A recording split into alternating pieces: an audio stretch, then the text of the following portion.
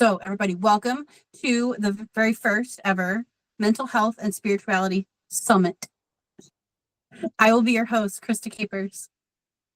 I don't know what I'm doing, but I'm going to try really hard because this is my first one ever. Welcome. Why are we here today?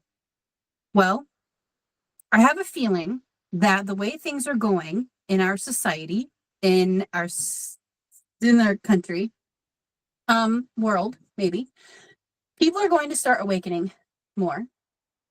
We're going to have another wave of people looking for answers and connection and community.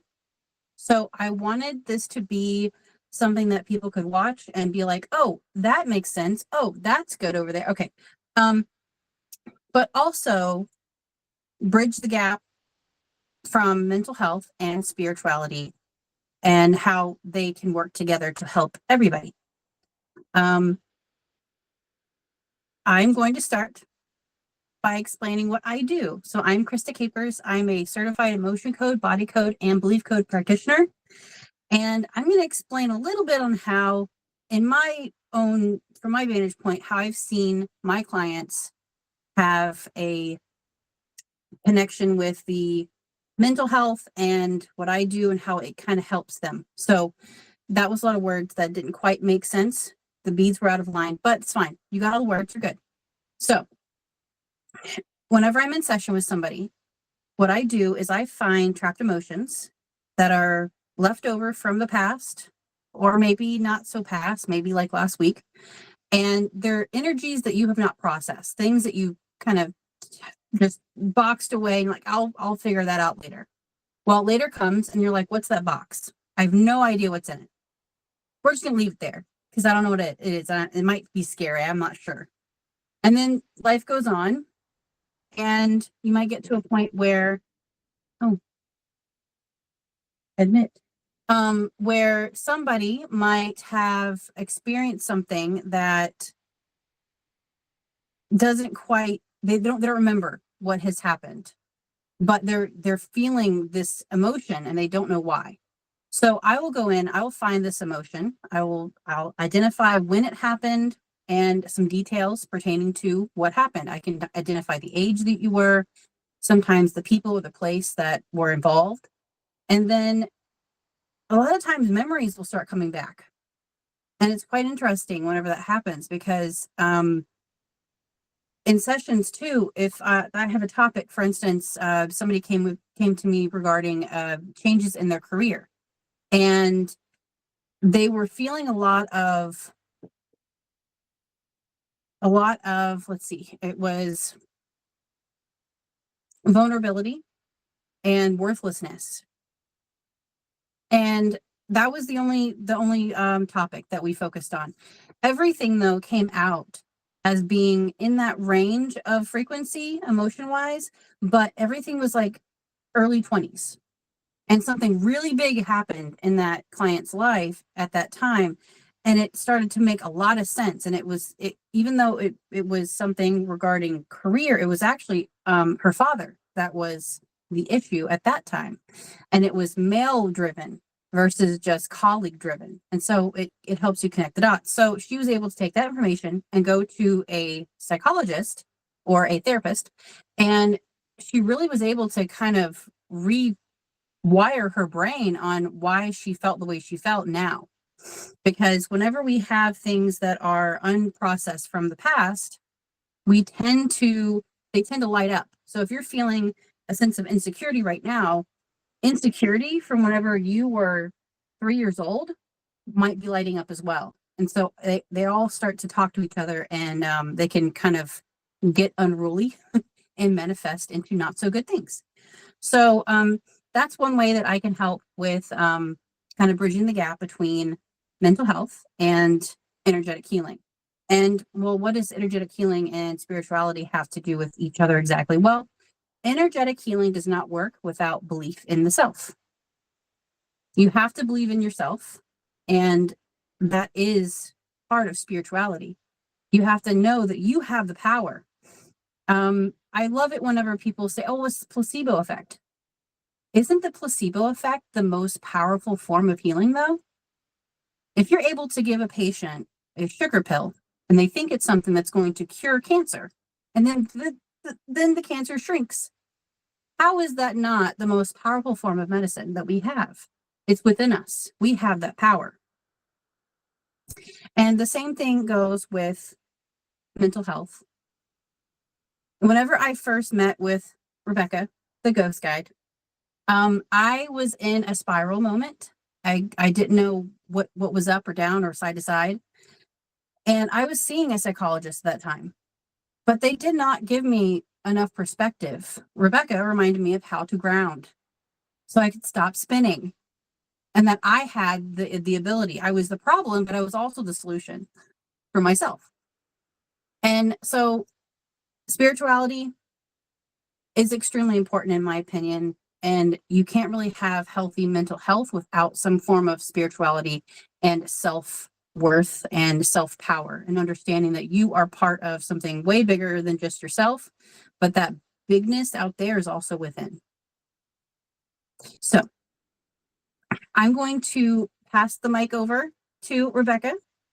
That was part of my little speech. I'm going to talk a little bit more about the belief code and how to grow a new belief system. But first, we're going to hear from Rebecca, the ghost guide. Thank you. And I have to hand it to Krista for wanting to do this and going outside of your comfort zone, and just how much you want to give back to people and how much you want to help other people. You have been an inspiration for me, and I love how kind of a basic hit or miss conversation we've had over months turned into you saying, okay, I'm going to host this thing.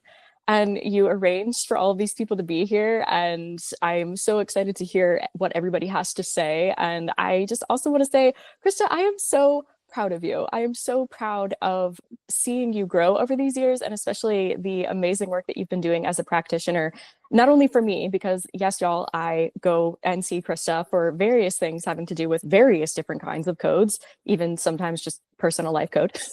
And I am always blown away by your talent and your patience and your grace. And I know I'm not the only one. So thank you very much, Krista, for arranging this. You're very welcome. And thank you for everything too. Oh, Likewise. and really quickly, if you have any questions for anybody, please put them in the chat, and Caitlin's going to get the good ones. And I mean, not whatever. She'll make sure that there's no duplicate questions and stuff. And we'll take questions at the very end.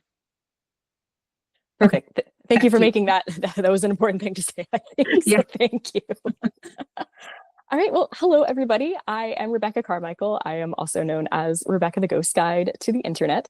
And one of the key phrases that I've been using most recently is I help people understand the ghost around them and within them. And that is going to be the subject of what we're talking about today. I have always had a passion for understanding mental health. It was mental health that gave me back my power. And it was mental health that also allowed me to become the psychic that I am today. In only a few short years have I actually become more confident calling myself a psychic, calling myself a medium, and actually doing that publicly. And I can do that now because of the work that I've put into my mental health to better understand myself and understand who I am, and that I can be me, and that can be beautiful. And I don't have to put on airs or be this idea of whatever medium means or whatever psychic means or anything like that. So I'm very excited to be a part of this panel. And as far as ghosts go, I get a common question regarding what is a ghost. And my definition of that has changed over the years. And as a neurodivergent person, I have taken a huge, long definition over the years, and I have shrank it back down. So at first it was kind of an understanding, and then it was way too much understanding that went over most people's heads. And now it's back down to a small phrase. The small phrase is: ghosts are a fragment of a soul that has stayed behind in order for them to find some kind of resolution to eventually move on. And here's an important distinction here. Due to mass media, there's this thing going around, it's been around for years now, where it's like a psychic medium's job to move a spirit on. No, absolutely not. Psychic mediums can assist somebody the same way that we assist one another in simply feeling seen. So if I'm going to, quote, move somebody on, it's oftentimes by acknowledging their fears, acknowledging their concerns, reminding them that they're a person, that they have value, that they have worth simply on their own, and they deserve time and space where they can simply be. Sometimes that's going to a past memory, and sometimes that's moving on to a concept of the afterlife. It is entirely up to them and their comfort level. There is no moving on without that person's choice being a part of the matter. So back to what makes a ghost. Basically, so often a full soul moves on, after they pass. They may go to an afterlife, they may go to an in-between space, they may become an ancestral guide, they may become an animal, they may become a variety of different things between this world and the next. And then there's the parts of them that they haven't quite worked on. These parts may choose to stay back because of fears. Let's say they're concerned about what's going to happen to their house, what's going to happen to their favorite things. Even something like what's going to happen to their favorite chair can sometimes keep a fragment of somebody back. Other things, we do see ghosts that stay back due to a larger tragedy. Perhaps they were not expecting to pass when they did.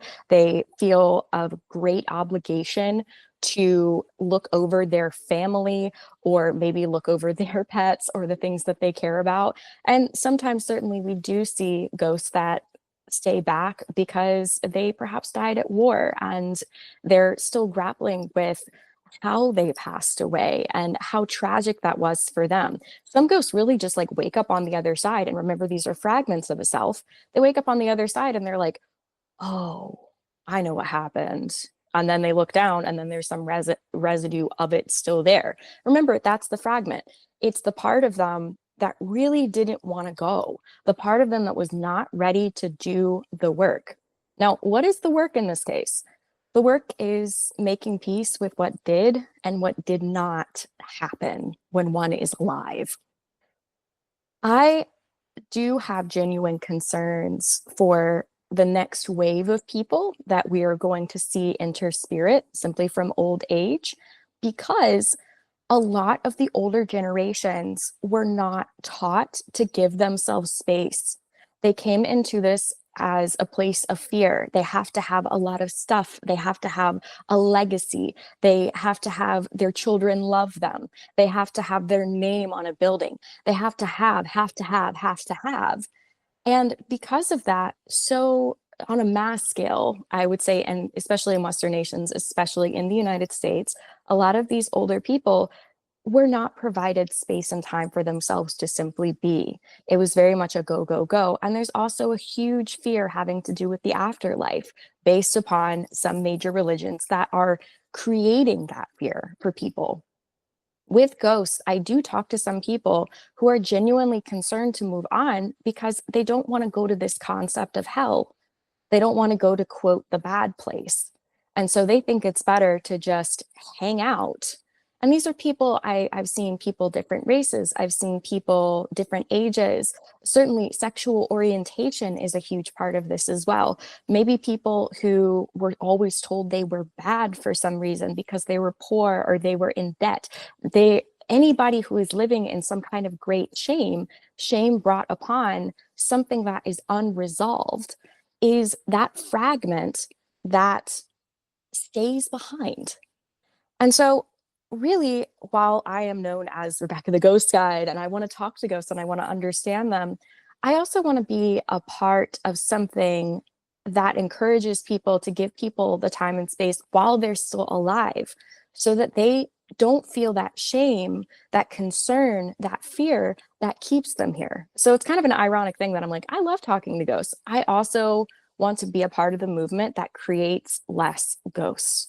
And I truly believe that the thing that will create less ghosts moving forward will be mental health. It's simply giving oneself space to exist and to feel like they are enough simply as they are. So that is why I am so grateful to have a community like this where we can talk about the spirituality, but we can also talk about why is there that spirituality? Why are there ghosts in the first place? Why is there spirit that seems unresolved? Places that have terrible energy or even wonderful energy. So yeah, I'm so glad that we're having these discussions on mental health. So thank you for hosting this. Hold on. Ready?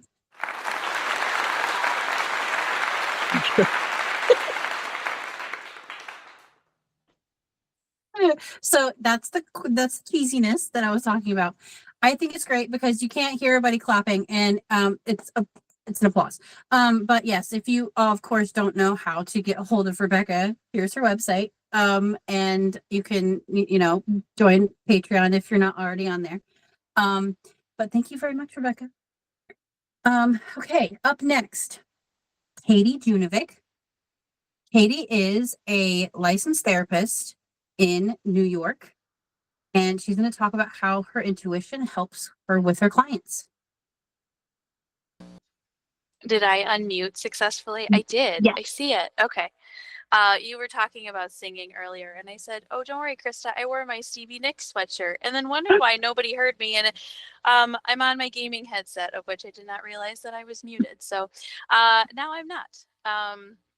So yeah, thank you. I'm a licensed master social worker, um, and currently working towards my clinical. So if anybody is ever familiar with anything New York State, it is a gauntlet to get to next level of things. So I'm almost there. It takes about 2,000 hours postgraduate program and lots of clinical stuff. So I'm actively working on that. I also, by day, I'm a school social worker as well. So many of you, if you have been in our chats, I'm Louise Katie or Katie Louise, depending on the identity of the day. So sitting and listening to Rebecca, I started to cry a little bit over here because I think finding community is really the reason why we're all here today, right? Like there is such this unique thought process of believing in the fact that energies exist and the energies around us are for that simple adage and cliche of unfinished business.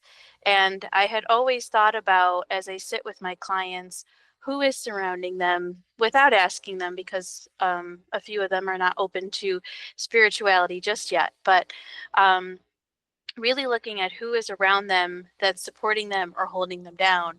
And I often think about Muppet Christmas Carol just because of Marley and Marley holding Scrooge down. And that's kind of what I see around sometimes my clients, and really looking at my spirituality as to how that was able to help me. Because also, as being the practitioner, you have to protect your own energy as well. We go through so much work in the master's program of looking at, your implicit biases. And I think one of the questions that really shook me to my core in one of my first interventions classes was, which clients would you not be willing to work with? And I didn't have an answer to that because I felt like we all needed that collective healing. And how important it is, especially when you're looking for a therapist, to know that those of us who have put in that work to push away all of those biased thoughts and opinions, to know that as a collective human race, we all deserve that dignity of mental health help, that there are those of us who have worked very heavily on that as well. I think that that's why it goes very in hand with emotion coding. There is so much cerebral work that is involved in a therapy session, and word to the wise, your therapist should be continually checking in with you, just like if it's any sort of physical massage or therapeutic massage, we're massaging your brain during that session. So drink lots of water and make sure you get lots of sleep, and at the same time make sure you're communicating with somebody, so that that very much like dating, you just got to let that person know they're getting to know you. So a little bit more back to intuition and really protecting my own energy, because the energy that I'm going to put out into a session is also going to reciprocate back. I also note patterns of who is reaching out, who is connecting more with my profile, and what does that mean as a collective whole as to what that certain audience is seeking, right? Because the other interesting part of being a social worker is we look at systems theory, and who is supporting whom or who is not supporting whom. So hearing Rebecca speak with such empowerment about what does this look like moving forward, for helping those that are currently present on this plane not have that unfinished business when they move along is really important to me, because I see it especially as we explore with generational trauma, because also, and I believe in EMDR and other scientific evidence-based practices, but I think a lot of it leaves a little bit more scars if we don't look at the spirituality and talk to people about balance, about what rewiring looks like, what does that base work look like, and why. Because we could put all of that work in, but if there's existential dread and recent energies not really being able to be explained, then you're just doing a whole lot of harm and not really helping with that rebalance. So I will most definitely echo the sentiments of a lot of cognitive behavioral therapy that I love to work with, a lot of healing and grounding. And grounding looks so different from any sort of moving meditations, and love engaging in Reiki and practices and seeing where energies shift within people. But I think that at the end of the day is being able to just be in tune with clients and looking at really grounding myself and seeing who's around them. And my spirit guides really allowing me to connect with whoever is around them as well. And also, lastly, not just focusing primarily on the past and where things went wrong, but what is that purpose? Why is that affecting that person now? And not just what happened to that person. Because I think some of the most destructive language has been what is wrong with us versus what is actually effective, and what has happened to our story. So lastly, using intuition to help a lot of people write that next chapter so they can string along some beautiful poetry to reset. So that's all I got, Krista. Thank you so much. Ready?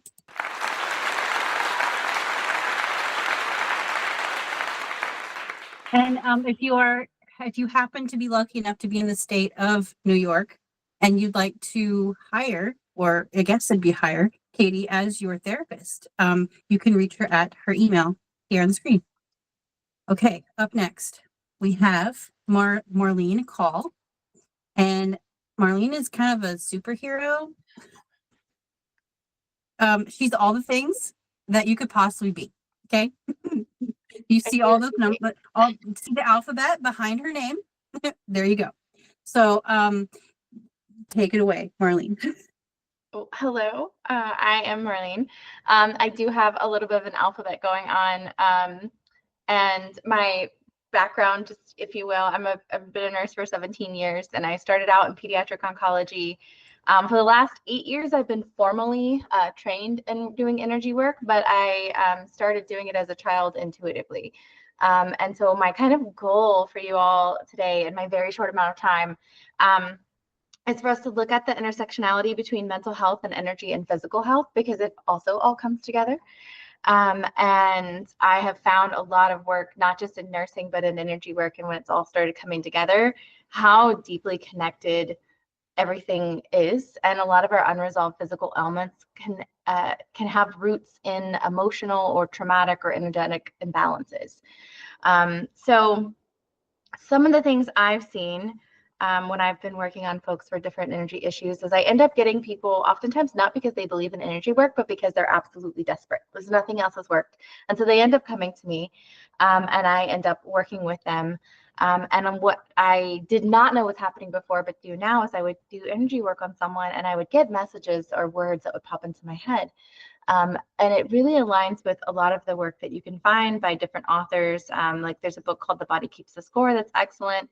But when we have physical ailments that are kind of persisting despite all of the treatments we've done, so everything else looks like it should be lining up, there's often some sort of emotional, mental health, or energetic component sort of at play. And we kind of shift the conversation, kind of what Katie was just saying, as we start asking, what is the body trying to tell us? Because there's usually a message there. And then if we stop and pause and figure out what is the body trying to tell us, we can get to the root of that, whether it be spiritual or emotional, and actually move towards healing. So trauma is not just an emotional experience. It affects the entire system, including our energy flow. And that's where I come into play a lot of times with my energy work, is I can kind of detect that, and then I start asking questions, and we go from there. On that note, there's a book by Louise Hay called You Can Heal Your Life. And one of the things that she presents that I like from what she talks about is how physical ailments can often reflect sort of emotional conflicts, and that helps give us an insight of how we can look at things. And in her book, she has a whole list of like different ailments or body parts and what they could be associated with. And I find these as tools that you could use to explore, and not hard and fast rules that if you break your finger, it doesn't mean this particular thing. So I use them as kind of a jumping off point to explore deeper layers of healing there. I also really like science, and I nerd out a lot. So when we talk about energy work, we're coming from the field of quantum biology, right? Quantum healing. And if you like quantum physics, it's a really cool world. And they're coming out with new stuff all the time, like quantum entanglement's a new thing people are starting to like vibe about. But a couple of the things that I've read about before and that make more sense to me now are things like psychoneuroimmunology. So like our mind, body, immune system connections there. And what this tells us is that traumas, big T or little t, don't just affect the mind. They leave sort of like fingerprints on the body. And chronic stress or unresolved trauma, all these can activate different parts of our system. So there's a hypothalamic pituitary adrenal axis. So it's very complicated to say. It activates things that can cause issues. And what it does is it can move us into the state of like high alert, high vigilance, like sort of chronic anxiety, stress kind of stuff. And over time, this can end up with giving us like body inflammations and weaken our immune systems and cause physical illness. And so again, moving through these practices and trying to find ways to address and look at the mental health components can help us with our physical issues. Anytime someone has a physical ailment or condition, I'm like, ooh, there could be something else here. I also love neuroplasticity, so our brain's ability to like boop, boop, change stuff, right? So when we look at healing from trauma creates neural pathways that are sort of reinforcing the fear and the hypervigilance, and the negative pathway can like cause bad roads form. And one of the things that we can do with energy work and healing and things like EMDR and mindfulness is kind of help rewire that. I adore EMDR, and I've done EMDR with spirit and with ancestral trauma. So I've had past life trauma and ancestral trauma that I was working through, and I was doing it for myself just fine, and then it kept kind of creeping back. And we were able to add EMDR in spirit and do it that way, which was super cool and amazing. But when we do energy work that enhances emotional awareness and sort of creates a space for the brain to form healthier connections, we can start moving our body towards more healing as well. So energy balancing can help us show where our blockages are, or the connections to the physical or emotional patterns that are sitting out there. And then we can kind of support the body's like natural process in addressing emotional imprints, those little fingerprints we talked about before. I don't know how much time I have left, so I'm going to wrap up really quickly. I love where science is going right now, because I don't know how much everybody reads the cool science out there, but we're moving there slowly, but we're moving there to start being able to measure and see some of these bigger energetic concepts. And we're seeing more science supporting that trauma and these other things are like whole body impacts. So vagus nerve, cortisol regulation, gene expression. There's impacts on genes that are also fascinating.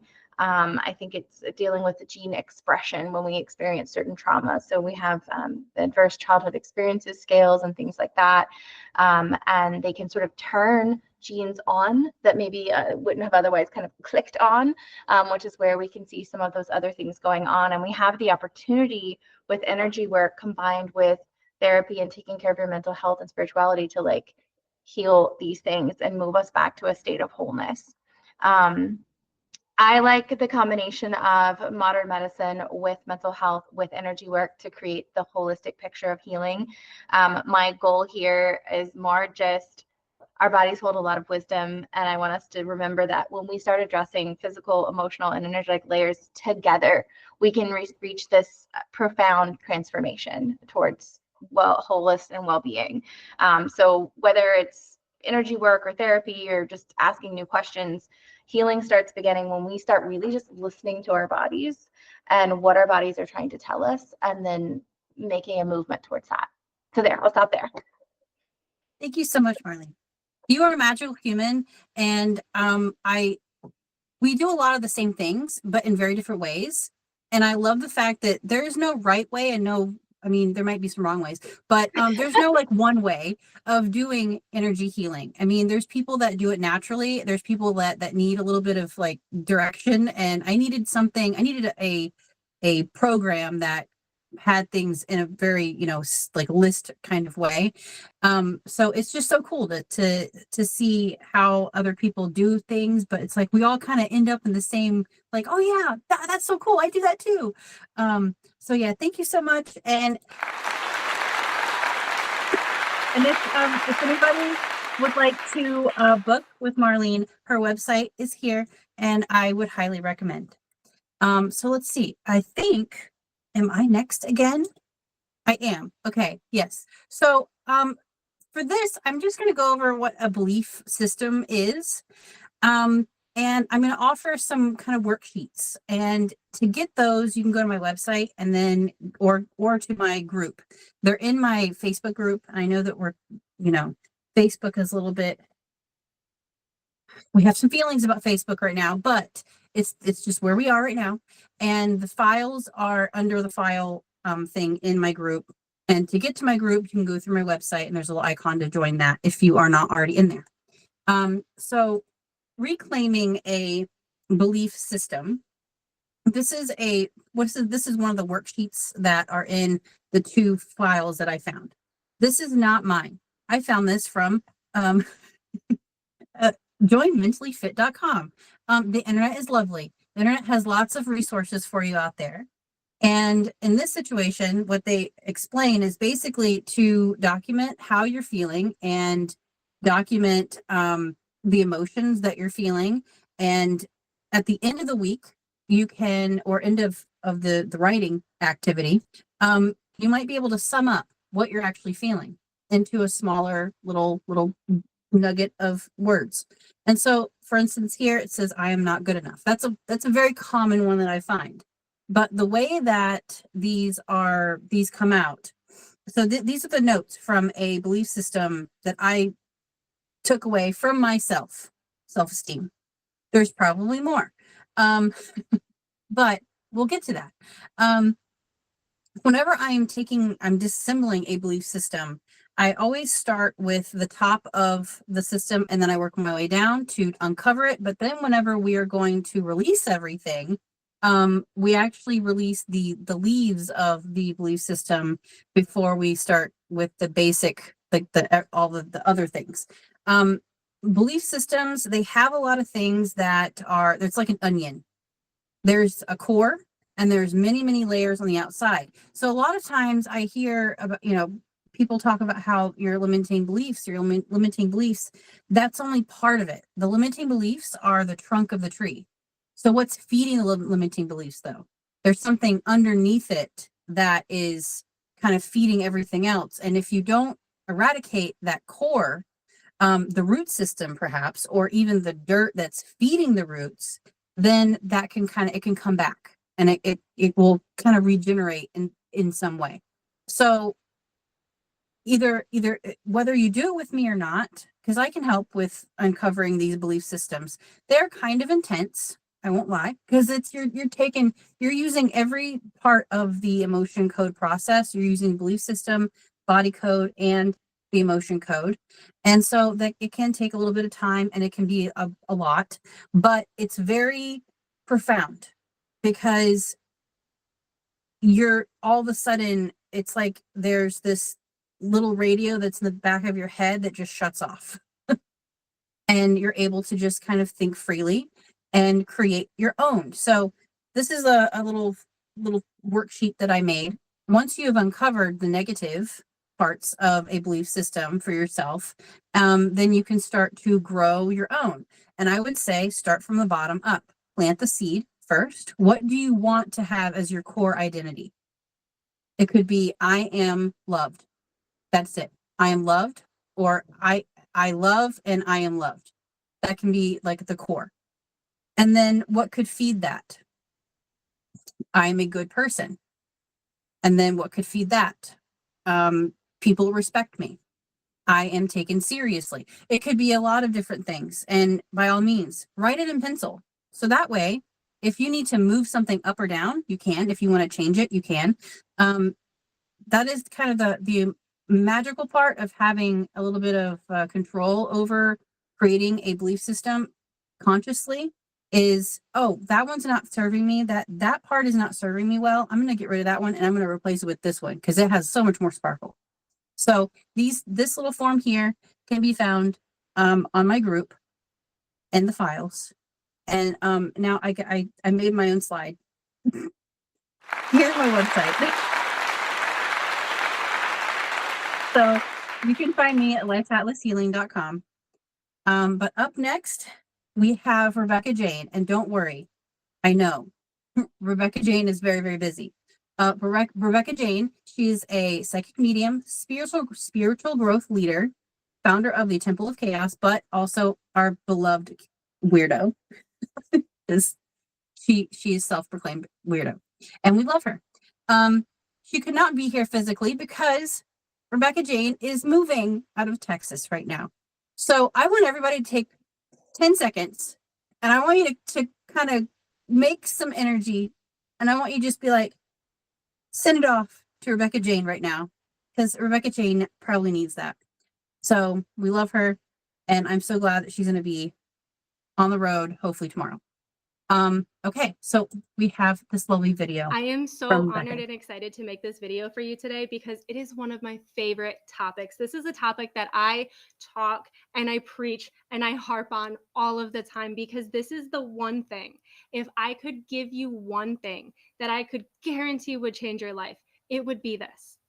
That one thing is self-love. And I know it sounds cheesy. It sounds cliche. It sounds crazy. It sounds too easy, right? But it's not. It's one of the hardest things that I have ever had to work on. And it's really hard because we don't often have a good understanding of what self-love really is supposed to look like, right? We don't really know what it is, especially in the United States, because we have this hustle culture. We have this grind culture. We don't have this take care of yourself culture. And so the concept of self-love is something that I think is really foreign to most of us. And so because we don't really have a great media example of what self-love looks like, we try to figure it out, and we confuse it. We confuse it for having a really big ego and just always getting what you want or speaking really loud. We confuse self-love for all of these other things because it really is such a foreign concept to us sometimes.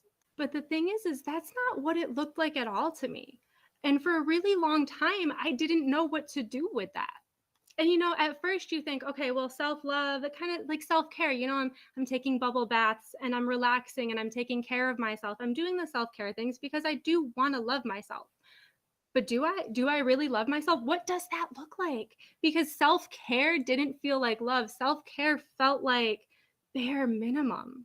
Self-care felt like empty hopes and dreams. And that's not what self-love feels like. I was so confused. And of course, self-love is going to look a little bit different for everybody. But for me, I truly started to understand it when I started to look at my actions that I maybe wasn't the happiest about. True self-love and true self-understanding didn't come until I really started to look at the actions that I did not want to remember. The ones that you reacted too big, or in my case, I wish I reacted bigger. In many situations, I wish I spoke up. I wish I was loud. And in looking at those situations, and I say, why didn't I just do that? I'm so stupid. Why didn't I just speak up? Why didn't I just say that? I know now that I was able to speak up, that I could have spoken up physically. Yeah, I understand that. Physically, I could have said whatever I wanted. But true self-love came in understanding why I didn't.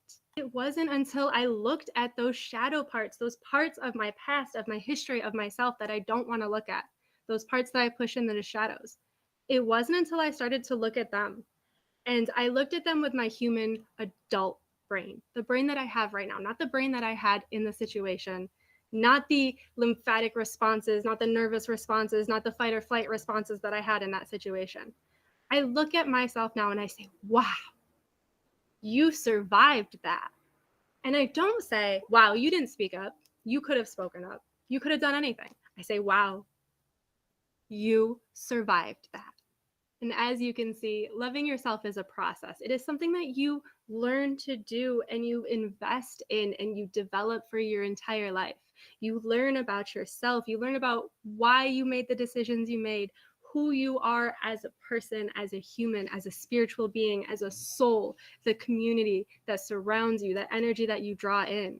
Loving yourself is opening up a completely different world that you never knew existed before. And it is life-changing. I promise you that.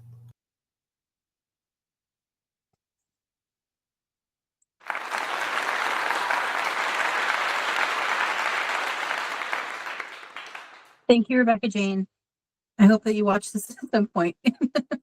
But if you don't already follow Rebecca Jane on Patreon, she is Bruja Bones on Patreon. I highly recommend, especially with everything that's happening with TikTok ban and stuff. Don't lose her. You can follow her there. And up next, class, we have some science to discuss. Ashley Gusakuma is a teacher and of many things. And she's going to talk about the science and spiritual impact of anger and fear. Oh my goodness, it's my turn to do the thing. Your turn, yay! But I'll have to follow that with a science lesson. I'm ready for it though. I'm ready. All right, I'm that's awesome. So my job is basically to talk to you guys about like the dance of anger and fear and what that dance actually does to our minds, our body, and our spirituality. Marlene actually covered or started to cover some of the stuff that I'm going to be covering. So I'm going to kind of back her up a little bit here. So I'm really going to be focusing in on three chemicals, cortisol, adrenaline, and dopamine, that are all present anytime your body experiences anger or fear, because they're actually sort of parts of the same structures of our brain. And so, as you guys probably know, anger and fear, they're all like, they're not inherently evil at all. They're part of our survival mechanism. It's rooted in our biology. It's part of why the human race survived. Anytime that we feel threatened, our amygdala, which is like the small, weird little ball structure in our brain, will activate, and it activates our fight or flight.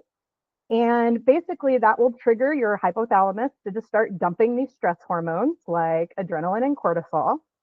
And this is preparing your body for action. It'll increase your heart rate, it'll dilate your airways, it'll redirect your blood. Basically, it's going to shut down anything that's non-essential and pour everything into those like life-saving, like I'm being chased by a saber-toothed tiger kind of situations. Cortisol in particular will actually up your blood sugar level. It actually tells your liver to just start pouring glucose into your bloodstream so that you have that extra sugar. It starts breaking down muscle again for extra energy. It'll suppress your immune system because you don't need to fight off diseases if you're about to be eaten by saber-toothed tigers. So that's a complete waste of energy. It'll up your blood pressure because more blood is more oxygen and faster muscle. And it actually redistributes your fat, and it results in a fat accumulation around the abdomen, especially for females. So yay. In your brain, small doses of cortisol can actually help you increase your memory, especially for any emotionally charged memory event. However, cortisol impairs the hippocampus, which means any non-emotionally charged memory event, like your common everyday memory, starts to get impaired. Your attention, your decision making, your reasoning, you basically experience this cognitive decline. And with overall or repeated doses of cortisol, your mood regulation just goes to crap. You have mood swings, you become super irritable, you experience depression, And so long-term exposure to cortisol basically equals health problems, metabolic issues, cardiovascular disease, and mental health concerns. Adrenaline, which was the other stress hormone I had mentioned, its job is to, again, up your heart rate, up your blood pressure, make you alert, regulate your or redirect the blood flow to all of your major muscles and organs, up your respiration, again, release glucose from your liver so that you have energy to fight off the saber-toothed tiger that's about to chase you down and eat you. In the short term, it can enhance your awareness. It can help you make quick decisions, sharpen your senses, like your vision and your hearing. But long-term and frequent exposure to adrenaline results in heart disease, anxiety, mental health problems. I mean, for example, if we're up in our blood pressure all the time, that's a lot for the heart to take on. And so it results in heart issues. If we're shutting down our digestion all the time, because that's considered a non-essential function, then that can actually lead to stuff like irritable bowel syndrome.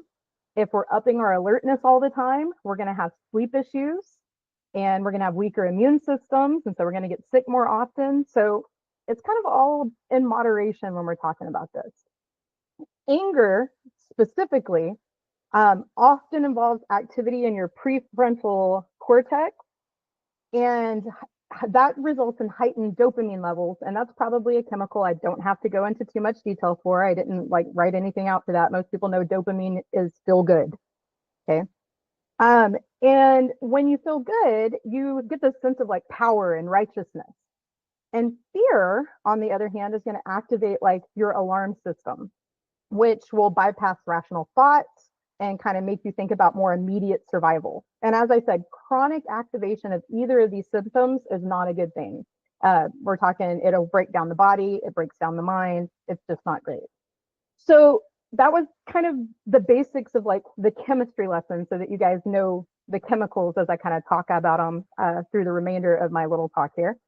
But when we're talking about our modern society, it probably doesn't surprise anyone here to find that every journal I found says, yeah, we're seeing chronic anger and fear, and it is on the rise. It's often fueled by sensationalized media, political polarization, social instability. I mean, look at what's happening on TikTok today. That's all you got to do. And it's basically overall, as a society, we're just seeing increased rates of anxiety and depression. What you may not be aware of is the addictive nature of fear and anger. Because it does come with that surge of dopamine that I was talking about, human neurobiology is actually designed to reward anger and fear.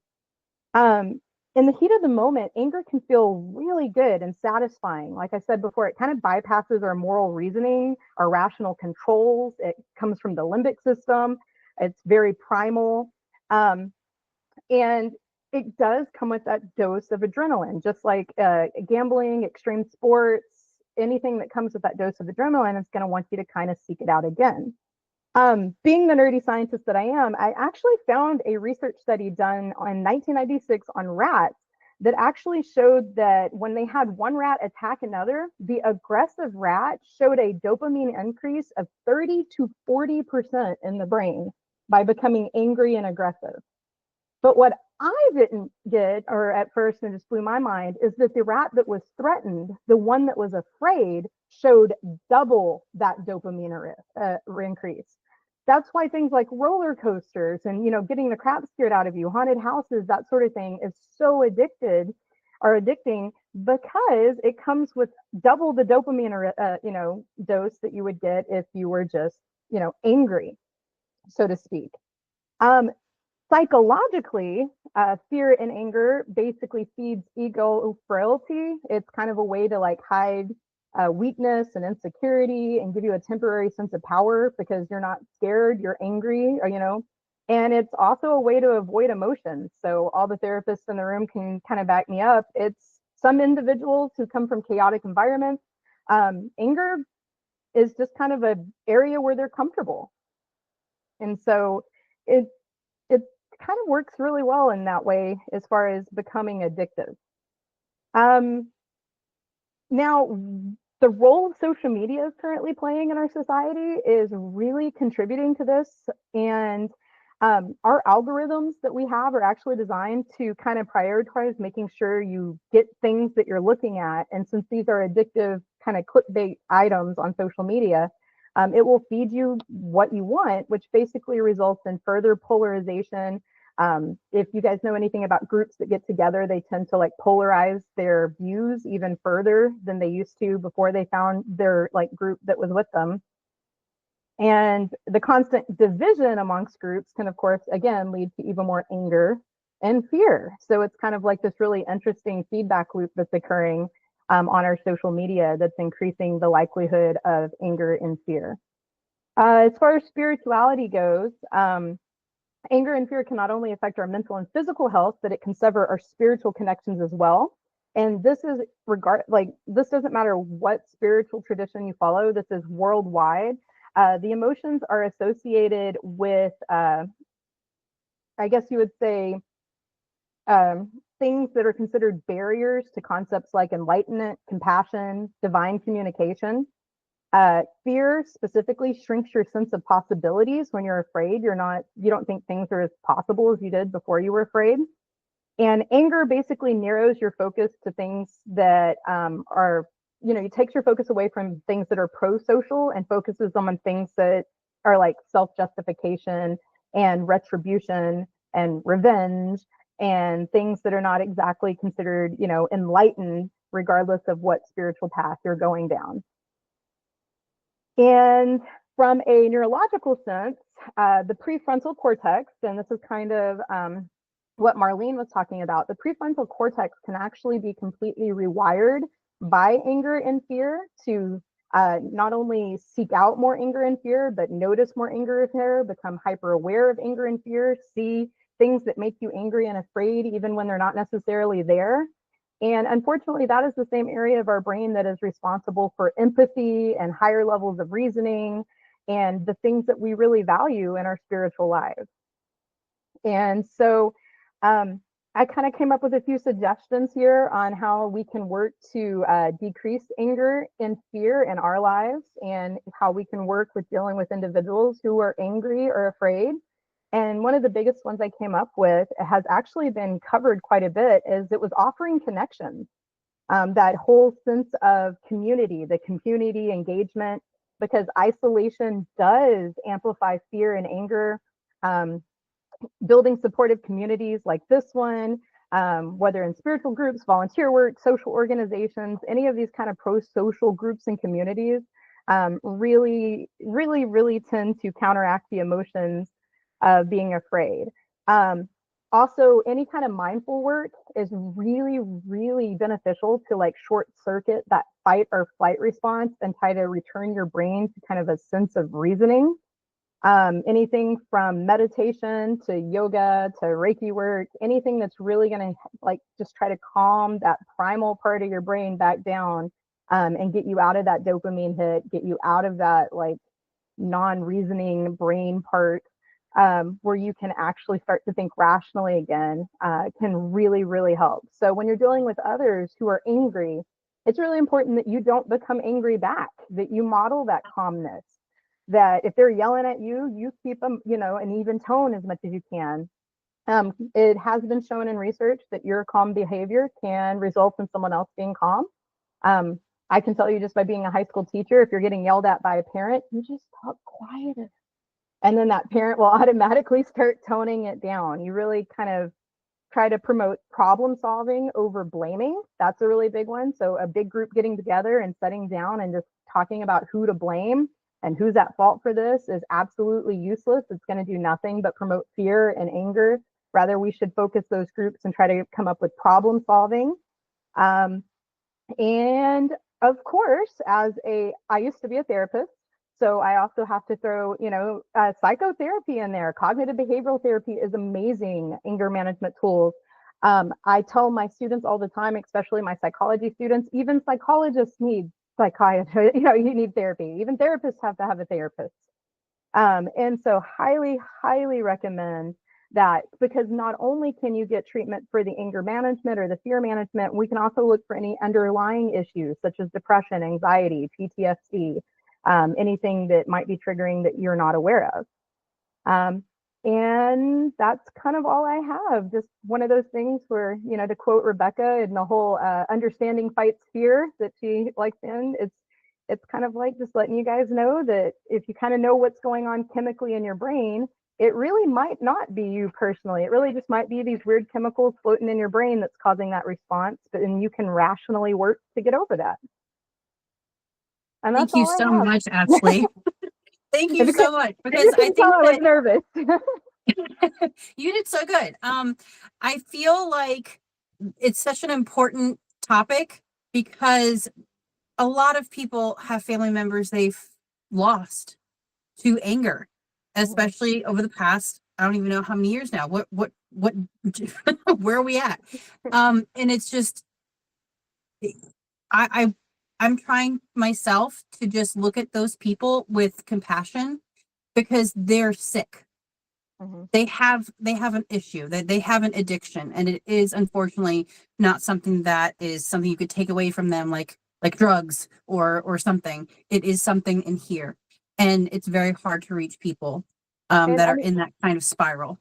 and we're seeing it everywhere. Like even in the classrooms, we're seeing kids that when we take away their phones so that they can't get online and get those hits by finding that thing that's going on in drama in their life that would make them angry or make them afraid, or because I work with teenagers, you know, like whatever drama is going on right now.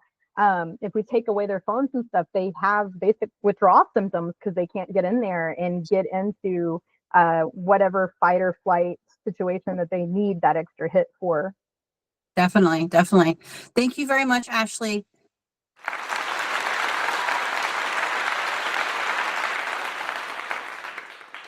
Okay, so up next we have Angela Rose. And Angela is a mental health first aid instructor and mental health action day director. I think I said that right. You nailed it. Thank you, Krista. And I want to say first, Krista, thank you for hosting this and bringing us all together today. This has been so incredible so far. And thank you to everybody who is here right now in this moment and watching or listening later, because you can spend your time doing anything and you're choosing to spend that with us here right now. And I think that's pretty special. So thank you. I'm going to do a little bit of rapid fire. Let me start my timer because I just want to share a bunch of tools with you all. My background is in mental health, but from a peer-to-peer perspective mostly. And so I have been lucky enough to be on the team that launched what we hope will become the Stop, Drop, and Roll of mental health. So we launched this with MTV and the nonprofit Active Minds. And the Stop, Drop, and Roll of mental health is called ASK, which stands for Acknowledge, Support, and Keep in Touch. And so you can go to asktohelp.com, and it's actually an interactive YouTube video. And so you go through this YouTube video and you get to, it's like a choose your own adventure where you get to help Charlie have a conversation with Luna, who's having a hard day at a coffee shop. And we realized it's like there was no easy way to practice these kinds of conversations when you're having a conversation with a friend who's maybe going through a hard time. And so you get to choose how Charlie interacts with Luna, and there's little learnings along the way. And I will say there are some more helpful responses than others. And so you might get kicked back, and that's okay. That's what the learning environment is for. So I encourage everyone to go to asktohelp.com if you want to hopefully be a good friend and kind of learn how to have these conversations when someone is having a difficult time.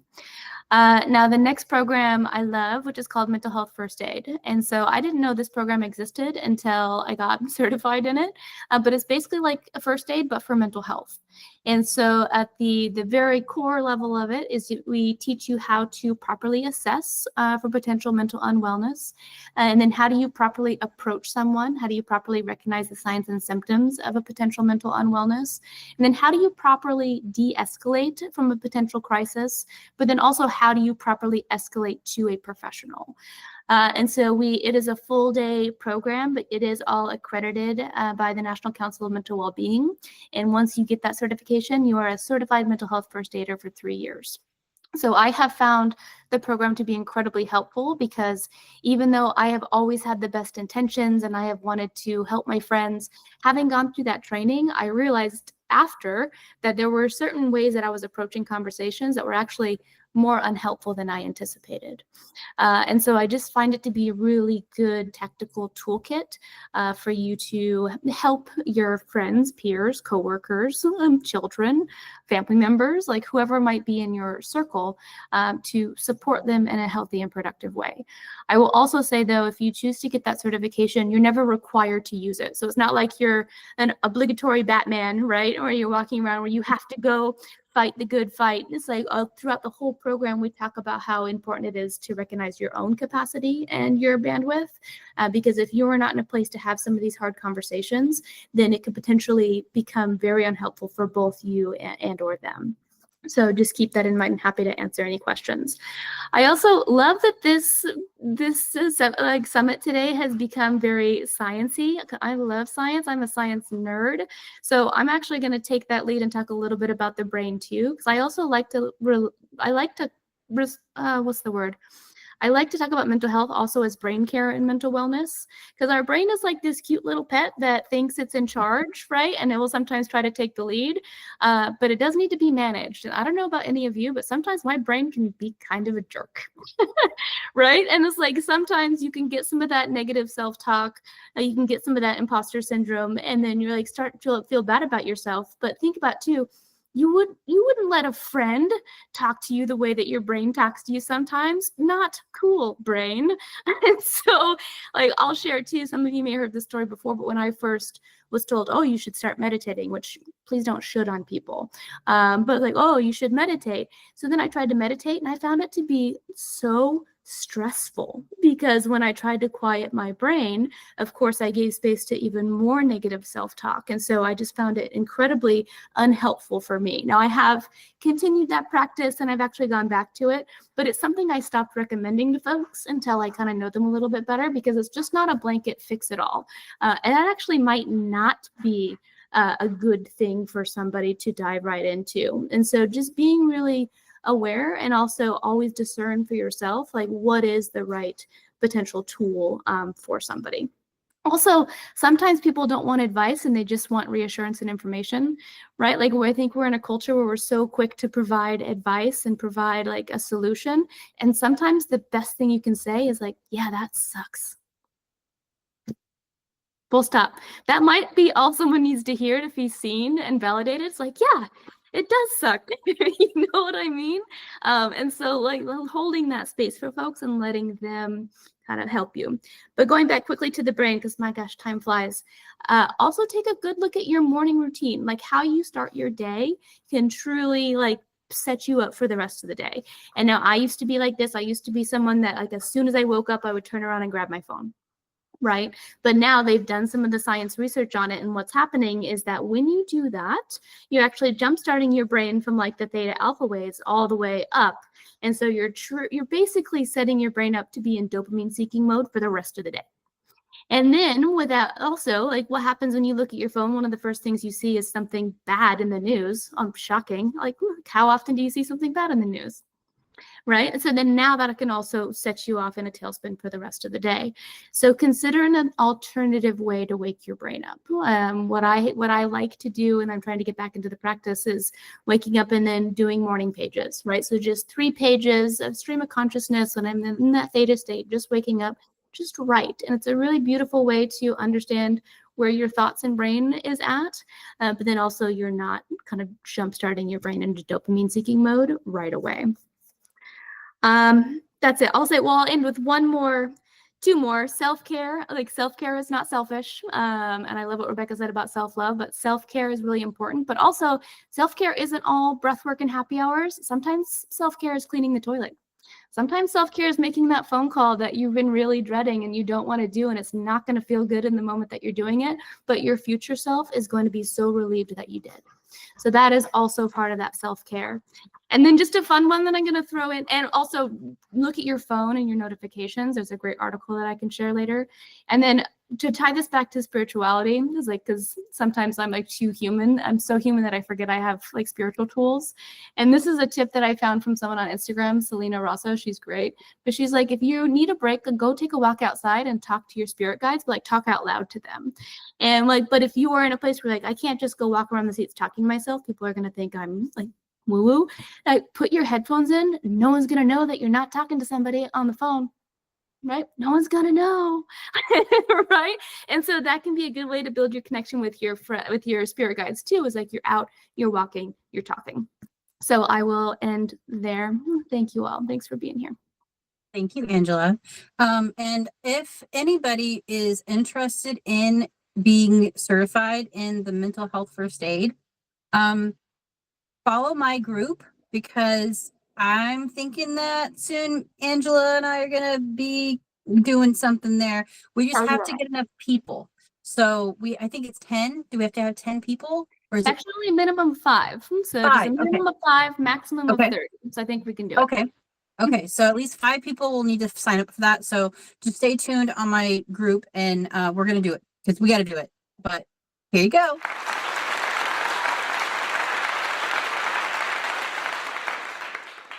Okay, so up next, we actually have finished up with all of our speakers, but last, we're going to have a community member speak on her experience finding a community and what that's done for her. So, Sophie, you're up next.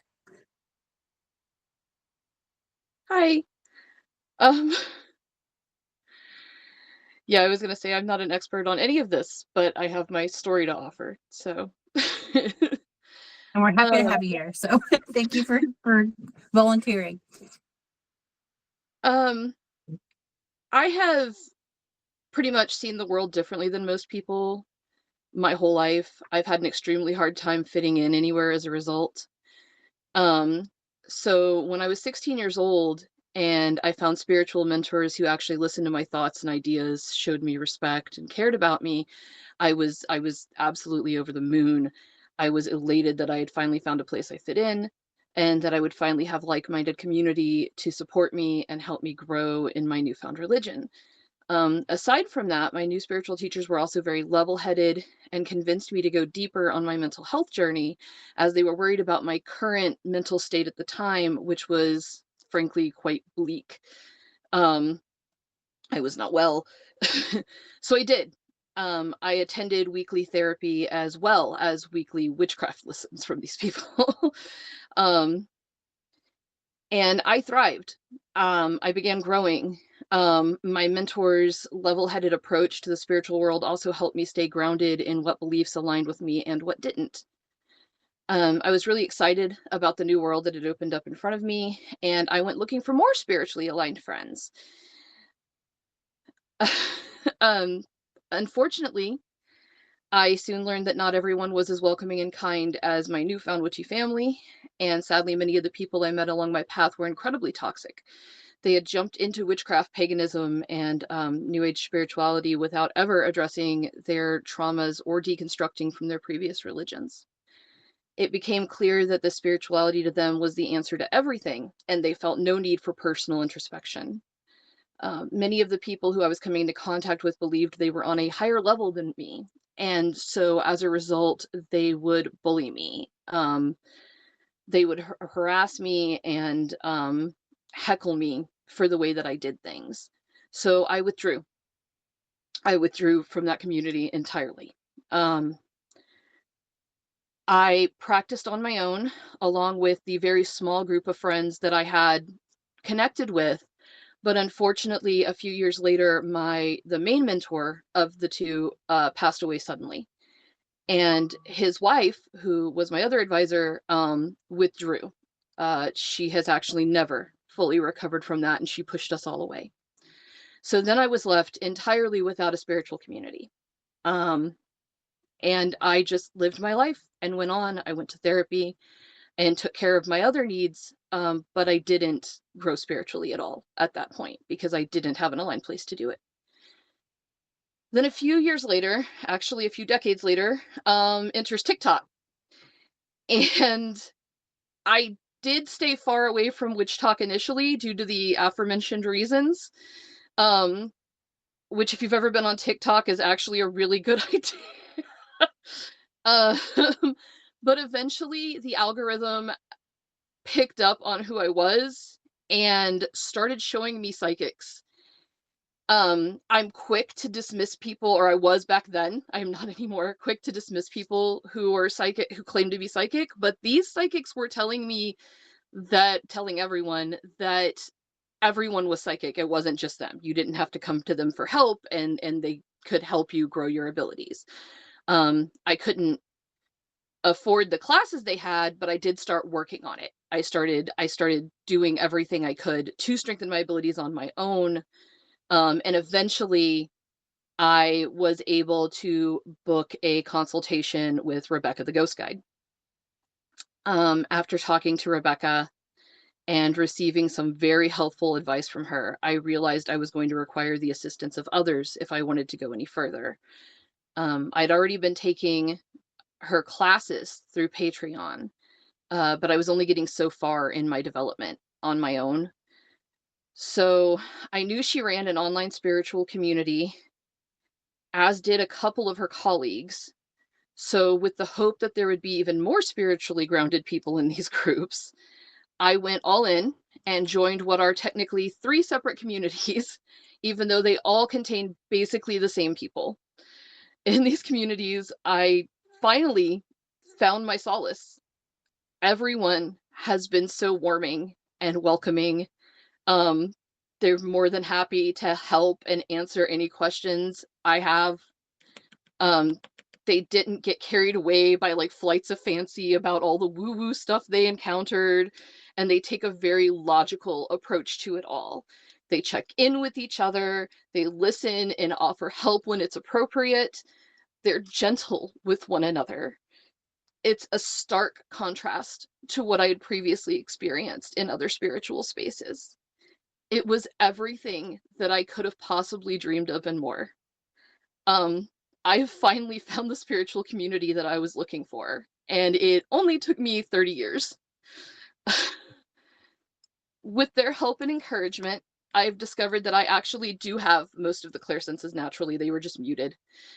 They've also helped me work through how to unmute them. For example, I now trust in myself to decipher the difference between my claircognizance telling me something that's actually wrong and what is just my anxiety acting up. I've learned how to properly check in with myself, and I cannot stress to you enough how important that skill alone is when working with your psychic abilities. I've struggled with my mental health for my entire life, and I truly believe that the thing that kept me from getting caught up in the spiritual psychosis that I have seen so many others fall into is all of the therapy and personal shadow work that I've employed over the years. Having a supported, like-minded community where we are all treated like equals has been so essential to not only growing my psychic skills, but also my self-esteem, in that they have helped me believe in myself. I now know that I am psychic, and I know exactly what it looks like for me thanks to the encouragement and support of these very gifted people whom I have chosen to surround myself with. Several of the people who are in this collective community are here today, and to all of you, as well as all of those who couldn't make it, I send you my endless gratitude. You've given me so much that I can never fully repay you for. With your guidance and support, you've filled the empty spaces in my spiritual being that decades of traditional therapy could not do alone. Thank you. 1,000 times thank you. I would not be where I am now if it were not for you. Well, damn. Okay, anyways, that was beautiful. It has been an absolute joy to see your energy change over the past several, like, I think it's been a year at least. And that's just that's one story from one person. I think that there's a lot of members of the several groups that we have and a lot of people are in the same places, but it is kind of sad, and it's also kind of heartwarming that we're doing this today. because if it wasn't for TikTok, we would not all be here right now. And it's unfortunate, and we don't know what the future is going to hold, but at least we found each other. And if we find anybody else that is struggling out in the wild, this can be a tool. Say, okay, go watch this. Go watch this little summit on this website, or I think it'll probably be on YouTube at some point on many different platforms. But thank you so much for sharing. And here's your applause.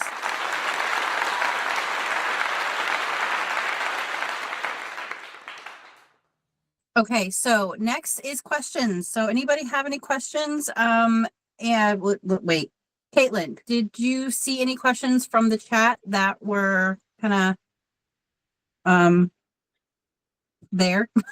I haven't been able to see the chat at all, so. It's so good. There's one question from Jess for Marlene about where did it go? I had it. Oh my goodness. Oh, it's from Alyssa. My bad. I'm sorry. It's from Alyssa, and the question was, is in parentheses gene expression and trauma's effect on the body heading in the direction that we